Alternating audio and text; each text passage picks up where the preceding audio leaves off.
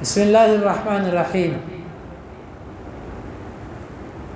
علم نشرح، کیا ہم نے آپ کا سینہ نہیں، علم نشرح کیا ہم نے نہیں کھول دیا لک آپ کے لیے، صدرک آپ کے سینے کو، ووضعنا اور کیا ہم نے نہیں اتار دیا، ختم کر دیا عنک آپ سے، وزرک آپ کے بوجھ کو، الذی وہ بوجھ، انقض جس نے جھکا دیا تھا، ظہرک آپ کی پشت کو، ورفعنا اور ہم نے بلند کیا، لک آپ کے لیے، ذکرک آپ کے ذکر کو، آپ کے ذکر کو ہم نے بلند کیا، فَإِنَّ پس بے شک مع العسر تنگی کے ساتھ یسرا آسانی ہے، ان بے شک مع العسر اسی تنگی کے ساتھ یسرا ایک اور آسانی ہے، فَإِذَا فَرَغْتَ فَانصَبْ پس جب آپ فارغ ہوں تو اپنے آپ کو مشغول کیجئے، وَإِلَىٰ رَبِّكَ فَارْغَب اپنے رب کی طرف رغبت کیجئے۔ اس آیت مبارکہ میں اللہ تعالیٰ نے اس صورت میں اللہ کے نبی صلی اللہ علیہ وسلم کے اوپر جو بوجھ تھا وہ اتار دیا۔ بوجھ کیا تھا؟ وہ پریشانی، وہ فکر، وہ غم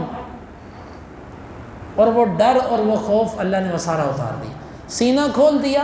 یعنی کہ عام طور پر دعوت کے لیے سینے کا کھلنا بڑا ضروری ہے، وگرنہ آپ کسی کی بات کو برداشت نہیں کر سکتے، وگرنہ آپ کسی کا تانا سن نہیں سکیں گے۔ یہ جس کا سینہ اللہ کھول دے نا اسی کے لیے ہوتا ہے۔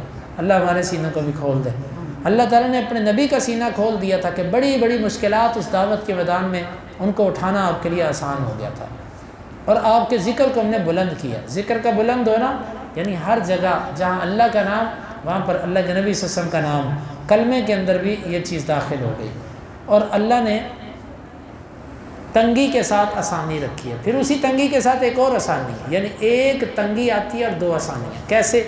تنگی آنے سے پہلے بھی آسانی ہوتی ہے اور تنگی چلی جانے کے بعد پھر آسانی ہوتی ہے۔ اسی لیے شاعر کہتا ہے نا، اذا اشتدت بک البلوی ففکر فی علم نشرح فعسر بین یسرین اذا فکرتہ ففرح، کہ جس وقت تجھے مشکلات آئے تو سورہ علم نشرح کو دیکھا کر۔